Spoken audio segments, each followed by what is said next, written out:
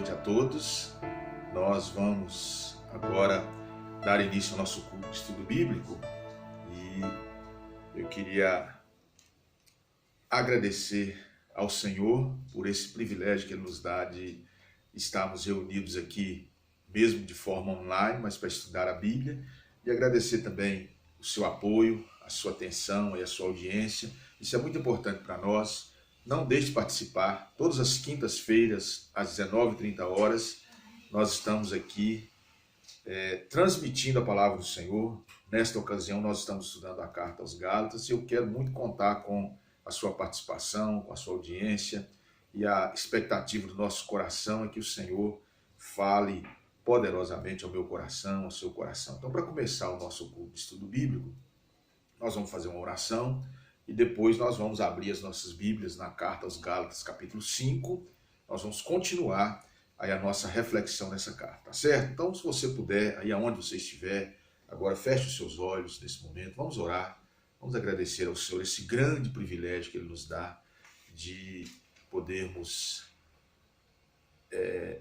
reunir, mesmo que dessa forma, como nós tantas vezes já observamos, na verdade, online, distantes uns dos outros, mas nós estamos reunidos em espírito, estamos aqui em comunhão para poder estudar a palavra, poder cultuar o Senhor. Então vamos nesse momento de oração, estar aí adorando ao Senhor e agradecendo a Ele o privilégio que Ele nos dá de estarmos reunidos aqui. Feche os seus olhos então e oremos, agradecendo a Ele por esse momento de comunhão, de celebração, de adoração.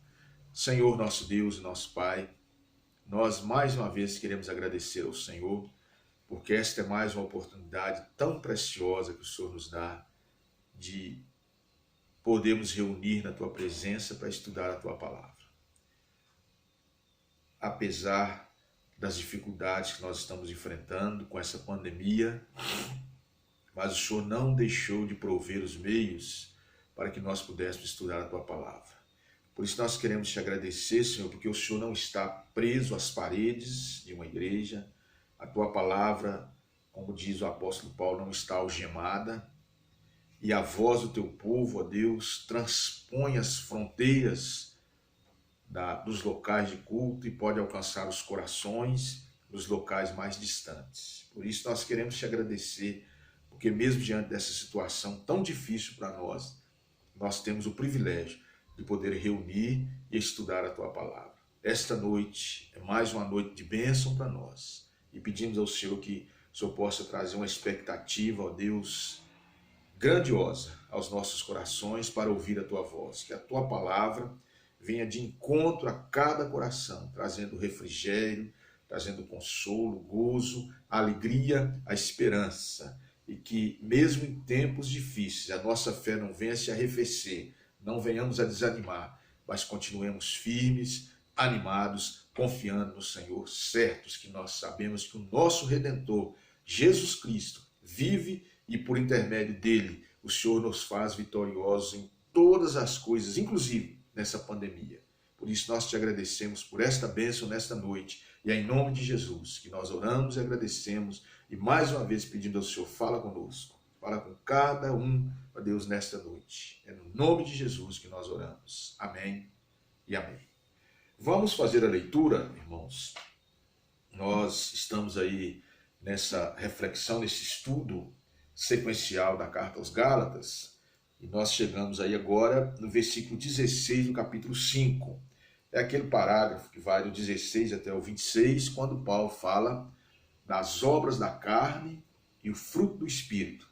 Então, pela graça do Senhor, o Senhor assim nos permitindo, nós vamos fazer uma reflexão nos estudos mais adiante sobre essas obras da carne e sobre essas partes, sobre o fruto do Espírito. Seria bom, seria muito edificante para nós a gente meditar sobre cada um deles, tanto essas obras da carne que Paulo cita aqui, como o fruto do Espírito, porque tem implicação direta para as nossas vidas, para a nossa ética cristã, para nos ajudar a servir ao Senhor, a honrar o Senhor, a viver uma vida que mais agrade ao Senhor, que mais glorifique o nome dele, para que o nosso testemunho seja um testemunho mais genuíno, testemunho mais fiel, testemunho mais robusto, que testifique de fato a glória do Deus que nós servimos, que se manifestou a mim e a você por intermédio de Jesus Cristo, nosso eterno e único Salvador. Oh, glória a Deus! Que maravilha, irmãos! Que mensagem preciosa da palavra do Senhor. É quando nós lemos aqui que Jesus veio, deu a sua vida por mim e por você. A gente não tem a mínima ideia do que significa aquela morte, ou seja, as dores que Jesus sofreu ali, não é isso? Aquele sofrimento todo, mas nós temos o gozo, a alegria, né? Nós não podemos, de repente, sentir aquelas dores, não é verdade? Mas podemos sentir a alegria, o gozo que a vitória de Jesus na cruz trouxe para mim e para você, que é a salvação. De repente você está aí nos ouvindo, ainda não teve esse encontro com Jesus, agora é a hora. Não perca seu tempo, tá certo? Sempre é a hora. Jesus está te chamando, ele diz, vinde a mim.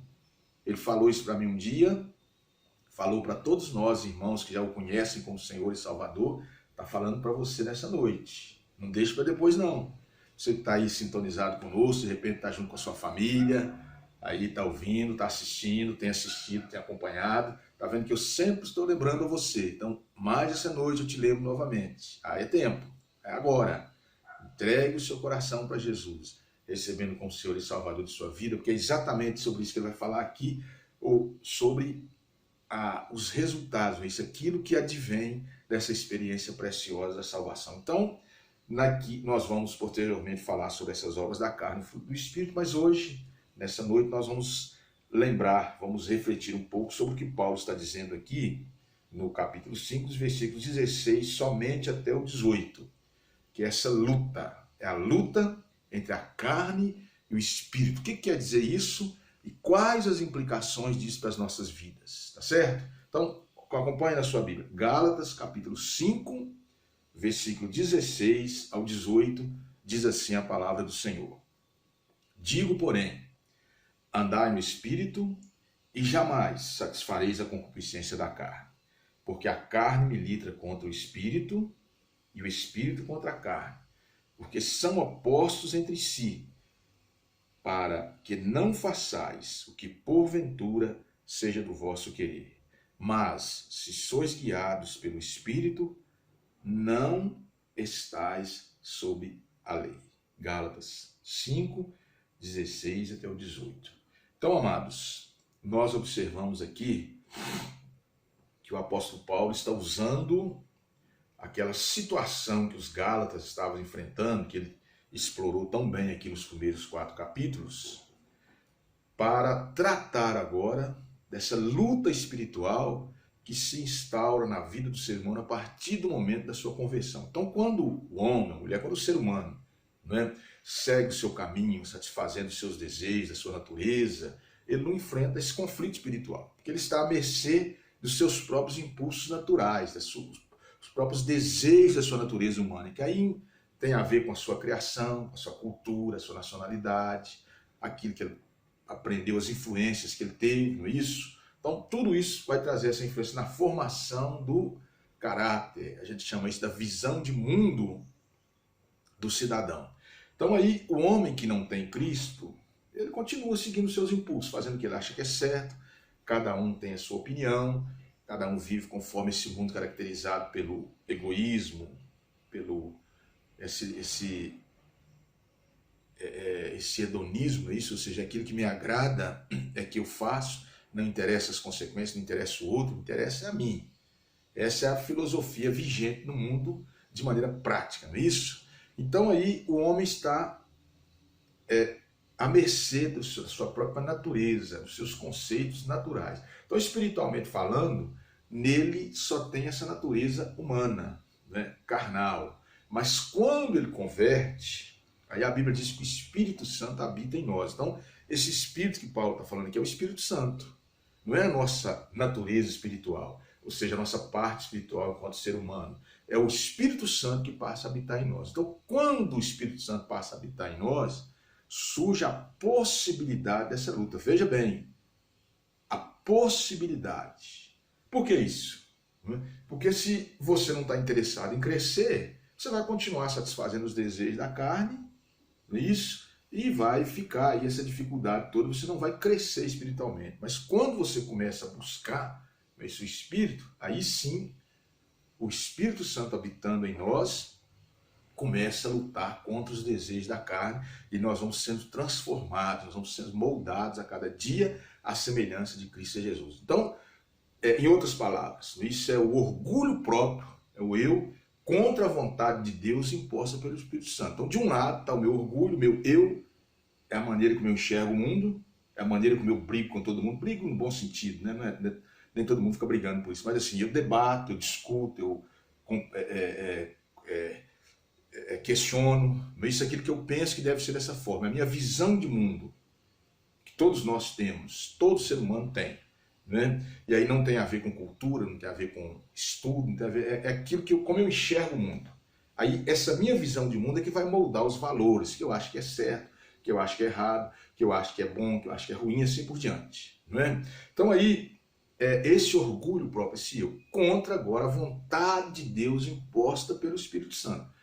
Eu penso, irmãos, talvez você pode discordar, né, mas eu penso que essa é a maior luta do cristão.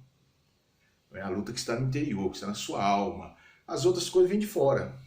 Isso você pode rejeitar, você pode desviar. Agora, aquilo que está no seu coração, ainda que a gente não admita, que a gente não aceite, mas a gente não pode evitar.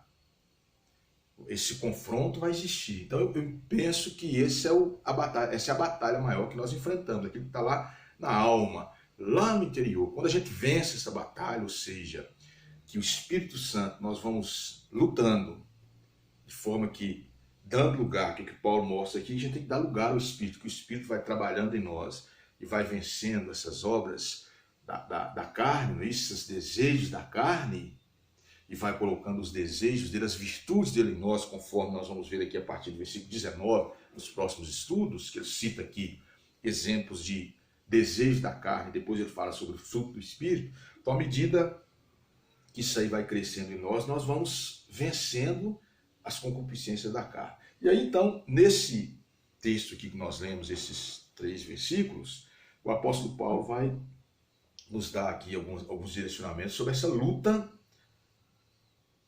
entre a carne e o espírito. Primeiro, você pode observar que ele fala sobre o caminho da vitória. Depois ele fala sobre a razão da nossa luta.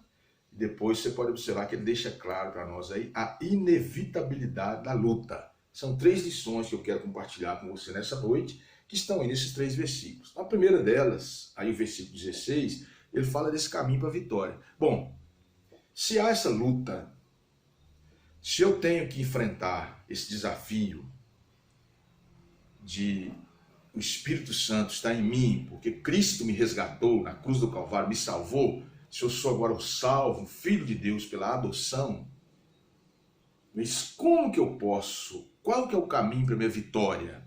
Como é que eu posso vencer todas essas mazelas que eu tenho? Todo mundo tem defeito, não tem? Todos nós. Alguns na área da ganância, alguns na área da sensualidade, alguns na área da violência. Isso, todos nós, aí você pode classificar várias outras, que não é o nosso caso agora, não temos tempo para isso. Mas enfim, se a gente fizer um diagnóstico das nossas vidas, vamos ver que a gente é cheio de defeitos. Mas e aí? Essa conduta nos leva a agir de maneira pecaminosa, que não agrada a Deus. Mas como é que a gente pode vencer? Então Paulo está aqui, eu entendo que esse aqui é o caminho da vitória, a fórmula bíblica para que a gente possa vencer. Então ele diz assim: digo, porém, versículo 16, andai no Espírito e jamais satisfareis a concupiscência da carne. Então o que Paulo está dizendo é que o Espírito de Deus habita em nós, porque a partir do momento que nós somos resgatados em Cristo Jesus, o Espírito Santo passa a habitar em nós, não é verdade? Mas a natureza pecaminosa, os desejos da carne estão aí. Agora, como é que eu vou vencer? Aí ele diz exatamente, ele parte do pressuposto que essas 2 realidades estão em nós. Não tem como a gente fugir. Então ele diz assim, digo, porém, quando ele fala, você observa que ele está seguindo o raciocínio, quando ele está falando sobre a liberdade cristã, que Deus nos propôs por intermédio de Cristo Jesus. Então ele diz assim, porém eu quero dizer para vocês, andar no Espírito. Esse andar é imperativo, uma ordem. Você tem que andar no Espírito. Anda no Espírito, aí ele diz, jamais. Aí o jamais é o indicativo, é o resultado. Jamais satisfareis as concupiscências da carne. Então, em outras palavras, a gente pode interpretar assim: se você andar no Espírito, você não vai satisfazer os desejos da carne. Percebeu? Então são como se fossem dois caminhos. As Escrituras são muito contundentes em falar sobre esses dois caminhos, né? Falam de várias formas. Por exemplo, o salmista no Salmo 1, ele abre o livro de Salmos, o Saltério, exatamente mostrando que existem dois caminhos: o caminho do justo, o caminho do ímpio. Ou seja, o caminho da justiça que agrada a Deus, no qual Deus anda, Deus conhece, o caminho da impiedade que não agrada a Deus e que perecerá. Quem anda por ele perecerá. Então há sempre então Paulo está mostrando que há essa realidade em nós. Ou eu tenho que conviver com a concupiscência da carne, os desejos da minha carne e a presença do Espírito Santo em mim, que foi me concedido por intermédio de Cristo Jesus. Agora, qual que é a proposta bíblica da verdadeira caminhada, a caminhada correta? É o deixar as coisas do velho homem, da natureza pecaminosa, e me revestir do Espírito Santo.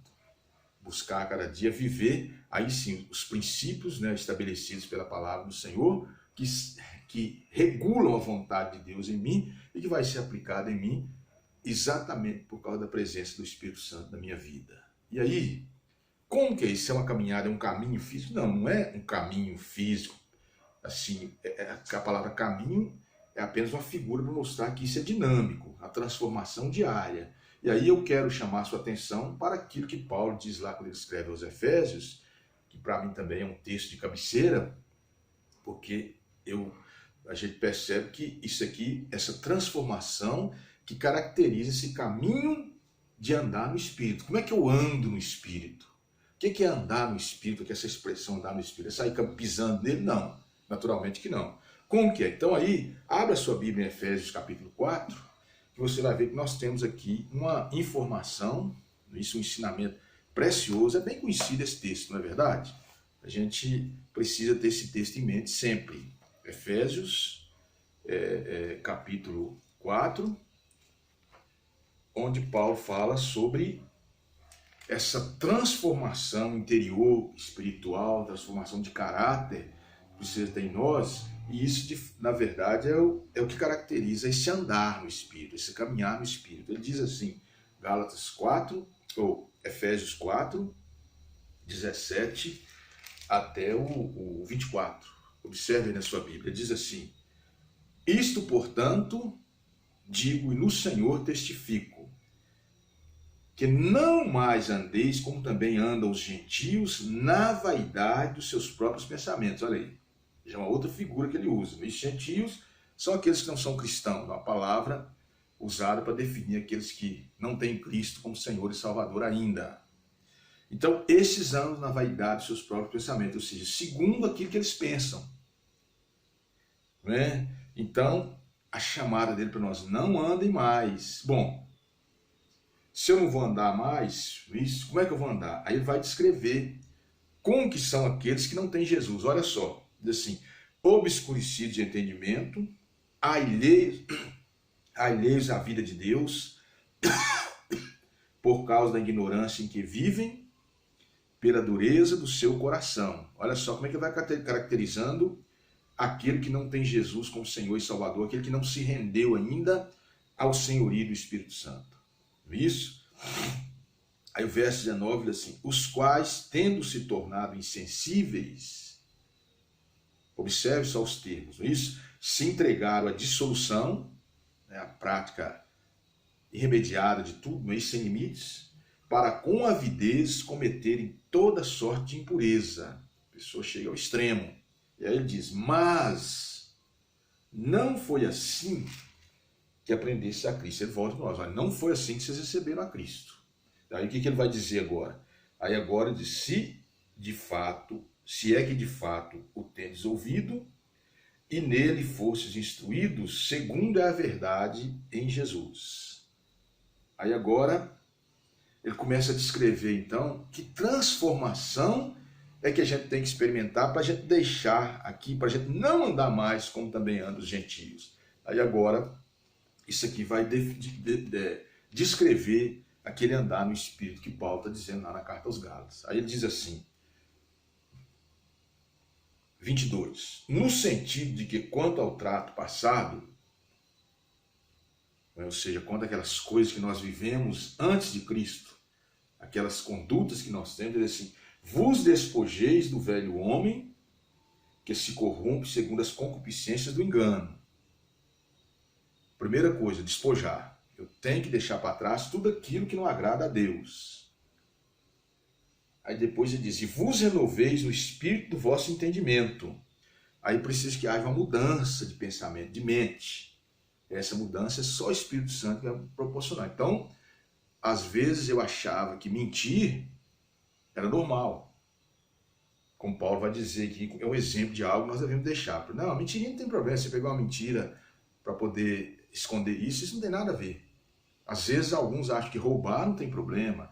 Alguns acham que trair a esposa, trair o marido não tem problema. Alguns acham que dar o cano no patrão, roubando dinheiro do caixa, não tem problema. Alguns acham que sonegar o imposto não tem problema. Coisa desse tipo. Né? Vai dizer assim, olha, vos renoveis no espírito do vosso entendimento. Alguns acham, por exemplo, servir aos deuses, aos ídolos, não ter uma religião, não tem nenhum problema. Não, religião é coisa de velho. Não se preocupar com isso não. Religião é coisa para quem, né? Isso é para quando eu estiver velho. O negócio é preciso de Deus na minha vida, não. Tem que trabalhar e lutar para vencer.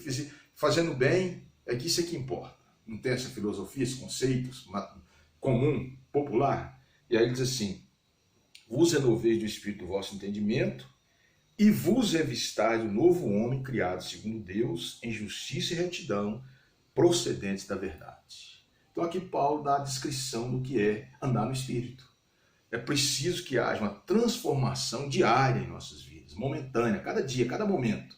Eu tenho que experimentar essa mudança, eu tenho que ir deixando o velho homem, as práticas do homem pecador, né, do ser humano pecador, que é comum no mundo aí fora, que é normal, e começar a buscar a viver na presença do Senhor, mas para isso eu preciso mudar o entendimento. Porque é esse entendimento que vai me capacitar a esse revestimento do novo homem. Porque eu vou começar a entender que aquilo que eu fazia estava errado, aí agora eu tenho que mudar. É o princípio do arrependimento. O arrependimento é isso, você percebe, cai em si que aquilo está errado, você precisa voltar, deixar aquilo para lá e voltar a fazer dessa forma aqui, que é a forma certa. Então aí, Paulo aqui escrevendo aos Efésios, ele dá a lição. O que precisa? Eu tenho que deixar para trás. Eu não posso ser crente, mas com a mesma conduta que eu era quando vivia no mundo. Não tem? A pessoa é cristã, mas não. Ele quer continuar com as mesmas ideias, com as mesmas atitudes, não quer mudar, com a mesma prática. Mas eu preciso mudar de pensamento. Como é que eu vou entender? Como é que eu vou enxergar o mundo?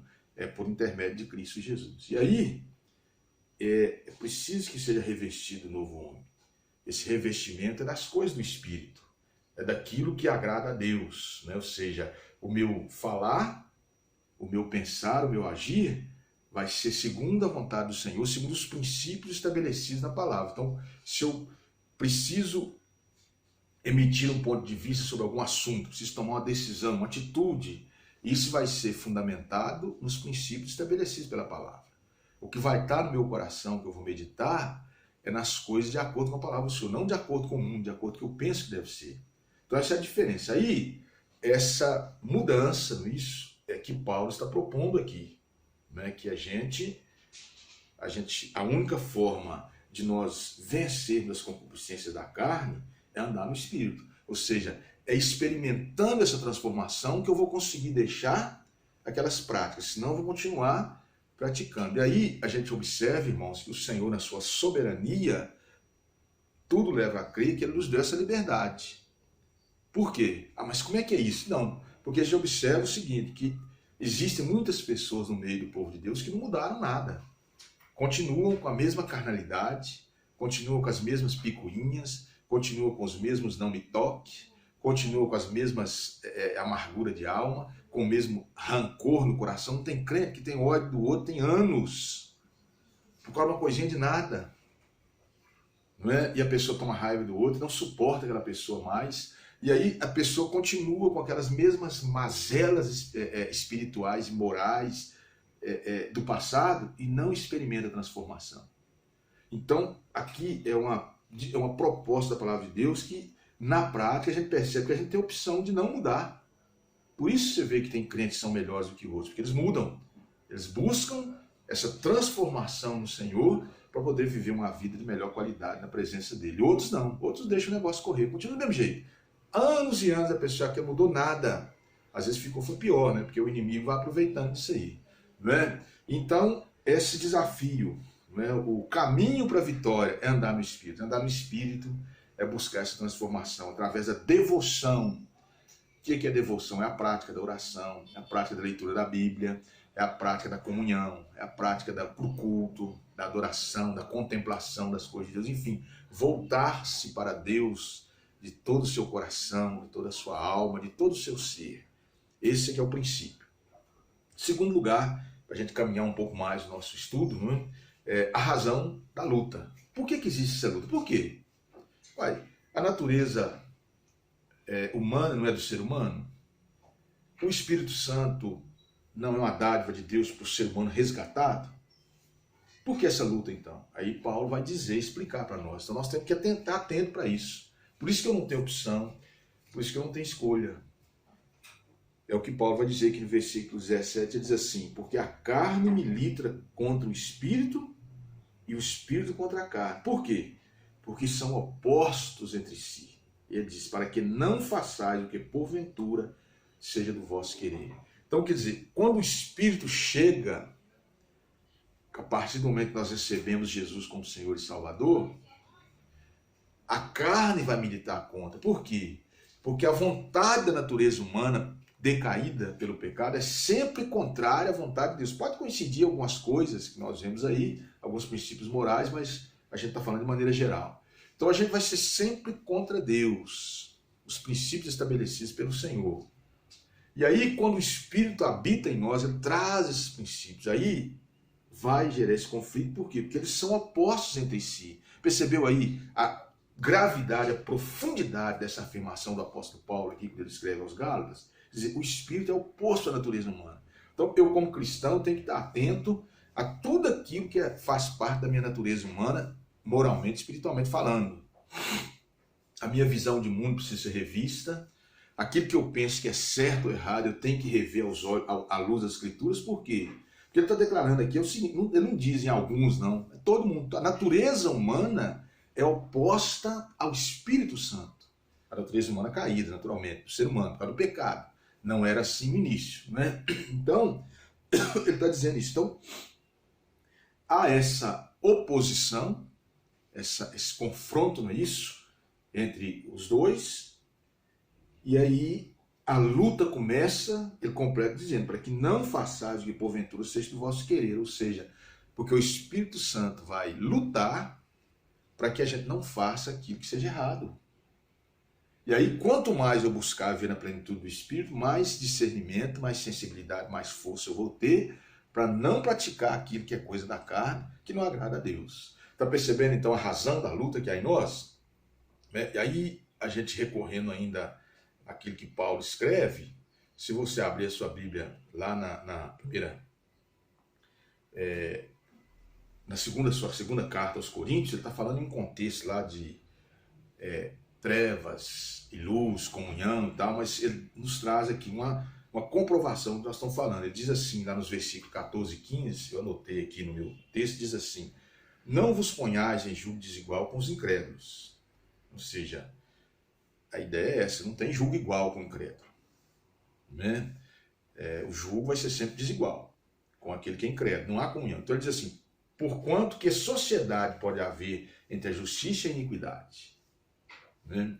Ou que comunhão da luz com as trevas? Então, julgo, você sabe que tem a ver com aquela, né, aquela figura, né, da canga, não é?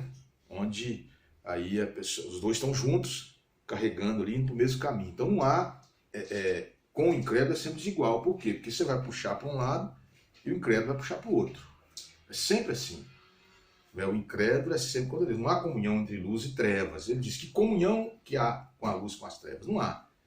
Então a pessoa que não tem Cristo, por mais bonzinho que ele seja, Por mais boa gente que ele seja, cuidado, porque ele está nas trevas. Não é aquele que é endemoniado, não é aquele que é assassino, não é aquele que está no crime, não é aquele que é pilantra, que vive na boemia noite e dia, viciado, essa coisa. Não, não é só esse. Trevas são todos aqueles que não têm Jesus como Senhor e Salvador, segundo a Bíblia, eles estão. Então, por mais bom, fulano é tão bonzinho, gente boa, nada disso, amados. Não há comunhão espiritualmente falando. E aí diz assim, que harmonia entre Cristo e o maligno, ou que união do crente com o incrédulo. Perceberam? Então, esse incrédulo é a nossa natureza sem Cristo. Não há comunhão, não há nenhuma harmonização entre a luz do Espírito Santo e as trevas espirituais da natureza humana do pecado. Né? O crente sempre vai enfrentar essa luta dentro de si. Por quê? Porque eu tenho essa natureza caída, essa natureza pecaminosa. Você também tem. E agora ela vai sendo transformada a cada dia pelo Espírito Santo, certo? Então, porque a razão dessa luta é isso. Esse conflito que está em nós. Nenhum de nós pode fugir. Não, eu sou cristão, mas eu não enfrento lutas, eu não tenho problema. A minha vida é um mar de rosa, uma maravilha, pastor. Isso não tem fundamento bíblico nenhum. Porque a palavra do Senhor já diz que todos quantos quiserem viver piedosamente em Cristo hão de ser perseguidos. Então, existe a perseguição exterior, isso Paulo escrevendo a Timóteo, né, que ele fala sobre essa perseguição por causa de Cristo, e esse conflito interior, essa luta. À medida que eu quero deixar aquilo que é obra da carne, que é desejo da carne na minha vida, eu vou enfrentar lutas para vencer. Então, não tem como você fugir dessa batalha, porque o Espírito Santo, a partir do momento que ele recebe Jesus, ele passa a habitar em nós. Aí agora não tem mais harmonia, não vai ter comunhão com a nossa natureza pecaminosa, percebe? Então isso aí é exatamente a razão da luta, porque são duas, agora os dois estão em conflito, não sei se a gente poderia dizer dois seres, né? Mas enfim, dois entes, vamos dizer assim, dois entes, o Espírito Santo em conflito com a natureza humana caída. Os dois não vão se harmonizar nunca. E o ideal de Deus para nós é que a gente viva segundo o Espírito. Paulo está falando isso aqui no contexto da liberdade para a qual Jesus nos chamou. Senão a gente ficava lá nas trevas, à mercê da nossa natureza humana. Mas ele nos resgatou em Cristo agora para que a gente possa viver na plenitude do Espírito. Então esse desafio é por isso. O objetivo de Deus em nos resgatar em Cristo é para que a gente viva na plenitude do Espírito. E aí então vai haver esse conflito. Não tem como, você não tem como fugir disso. Senão você vai estar obedecendo a Deus, né, gente? O crente que é um crente carnal, que não cresce espiritualmente, ele está no caminho da desobediência, está em constante desobediência ao Senhor, porque ele não está crescendo em sabedoria e graça. Então veja bem, primeiro, né, é o caminho para essa vitória, isso, depois é a razão, isso, da luta. Por que existe essa luta? Por causa do confronto entre o Espírito Santo e a natureza. E no verso 18, aqui, Paulo fala da inevitabilidade da luta. Então olha só, primeiro o caminho. Como é que nós conseguimos vencer a natureza pecaminosa? Andando no Espírito. Depois ele fala a razão da luta, por quê? Porque o Espírito não está sempre, não há comunhão, o Espírito nunca vai concordar, o Espírito Santo nunca vai concordar com a natureza humana caída. E, consequentemente, a natureza humana caída também com o Espírito. E o ideal de Deus é que a gente busque andar no Espírito. E agora, a inevitabilidade da luta. Por quê? Verso 18 diz assim, mas se sois guiados pelo Espírito, não estáis sob a lei. Essa expressão sobre a lei, nós já vimos aqui que tem a ver com a natureza humana. Ou seja, o esforço humano para chegar até Deus, de acordo com suas convicções, que no caso aqui era a obediência à lei de Moisés. Então, irmãos, essa inevitabilidade da luta nos mostra que agora Deus nos transformou em Cristo e Ele nos chamou, nos deu uma nova cidadania. Paulo, quando ele escreve lá, Colossenses 1, versos 13 e 14, ele diz assim, Ele nos libertou do império das trevas e nos transportou para o reino do Filho do seu amor, no qual temos a redenção, a remissão dos pecados. Então veja bem, a questão do pecado diante de Deus não tem a ver, em primeiro lugar, com os nossos atos pecaminosos, mas com a nossa natureza pecaminosa. Aquele velho jargão, isso aí da história da igreja, quando a gente pergunta assim, você peca porque é pecador ou é pecador porque peca? Então, ou seja, você peca porque você tem uma natureza de pecador, você pratica o pecado, ou você tem a natureza pecaminosa porque pratica o pecado. Então, biblicamente, a gente pratica o pecado porque tem a natureza pecaminosa. Então, se fosse possível eu viver sem praticar o pecado, em qualquer hipótese, nunca pecar, ainda assim eu teria a natureza pecaminosa. Então, o que aconteceu? O Senhor foi e nos tirou de lá e nos deu uma nova cidadania. A gente, eu costumo dizer e brincar o seguinte, né, para ilustrar um pouco, que a nossa carteira de identidade celestial, o local lá, nacionalidade, está escrito inferno. Quando Jesus nos resgata, a gente recebe uma nova carteira de identidade. No lugar da nacionalidade está escrito céu. Nós agora somos cidadão do céu. Então aí, essa luta é inevitável. Por quê? Eu poderia ser cristão? Não, tudo bem. Religião, Senhor, seguir a Jesus é um negócio, é liberdade, é opcional. Eu não estou querendo, eu quero continuar do jeito que eu sou. Não estou preocupado em mudança, quero continuar viciado, quero continuar ignorante, quero continuar mal, não tem problema. Poderia optar por isso, né? Mas não é assim que Deus tratou conosco. Deus permite que a gente faça. Isso seja, porque Ele nos conquistou para um ideal, para que a gente possa ter, de fato, uma transformação espiritual como cidadãos do céu. Então não é possível a gente habitar no céu com a natureza pecaminosa do mundo. Não há possibilidade. O ser espiritual, Ele nos transformou para que a gente fosse um cidadão dos céus. Aí, o apóstolo Pedro, quando ele escreve a sua segunda carta, no capítulo 2, versículos 6 ao 10, ele diz assim: por isso está na Escritura, eis que ponho em Sião a pedra angular, eleita e preciosa, e quem nela crer não será de modo algum envergonhado. Para vós outros, portanto, os que credes, é a preciosidade, mas para os descrentes, a pedra que os construtores rejeitaram. Essa veio a ser a principal pedra angular. Pedra de tropeço e rocha de ofensa, são estes que tropeçam na palavra, sendo desobedientes para o que também foram postos. Vós, porém, sois raça eleita, sacerdócio real, nação santa, povo de propriedade exclusiva de Deus, a fim de proclamar as virtudes daquele que vos chamou das trevas para a sua maravilhosa luz. Então, Deus nos conquistou em Cristo, para que nós vivêssemos como cidadão espiritual. Não há possibilidade de um cidadão espiritual, um novo homem, viver com a mesma natureza, a natureza pecaminosa, decaída pelo pecado. E o Espírito Santo vai sempre trabalhar em nós para que a gente seja transformado. Então, amados, aqui, nesse estudo dessa noite, nós vemos aí o grande desafio que nós temos. Nós precisamos crescer como crentes, espiritualmente falando. E aí que o Senhor possa te abençoar, te fortalecer, para que você possa pensar nisso.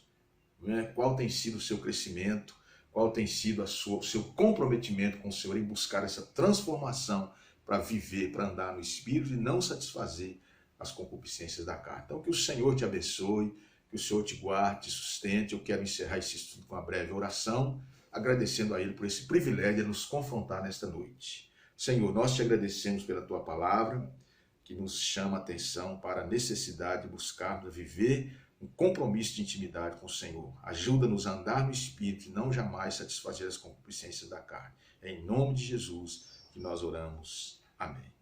Irmãos, que Deus abençoe a todos. Vamos agora para os passos finais do nosso estudo nessa noite.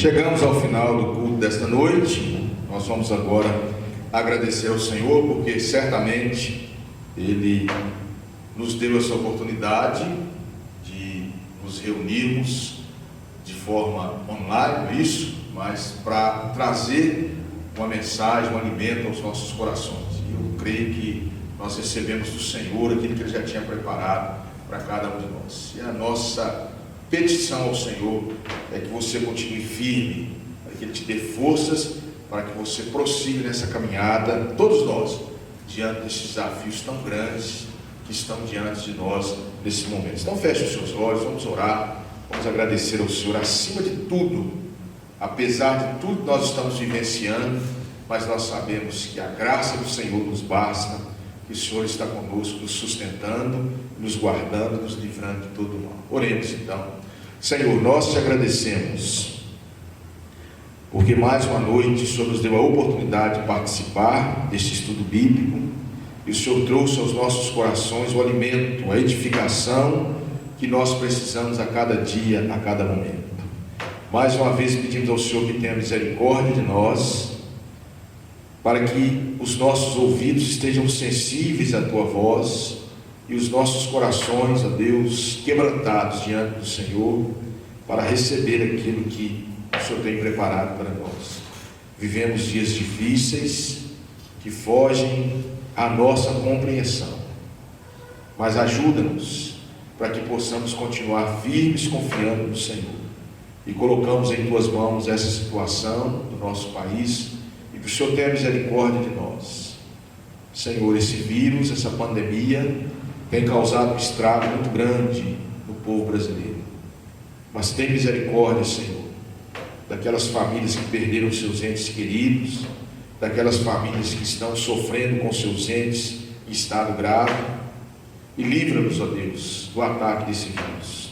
Tem misericórdia também das nossas autoridades, tantas informações conflitantes, tantas notícias que temos, ó Deus, de corrupção, em meio a tanta tragédia, tanta dor, as pessoas são tão insensíveis que são capazes de praticar a corrupção. Por isso pedimos que o Senhor tenha misericórdia no nosso país, para que a gente possa vencer essa situação e continuar a nossa caminhada. Oh Deus, toma em Tuas mãos, mais uma vez te pedimos, o povo brasileiro. Que o Senhor abençoe a cada um de nós, a cada família. Tudo isso nós te pedimos e te agradecemos, no nome santo de Jesus, nosso eterno e único Salvador. Amém e amém.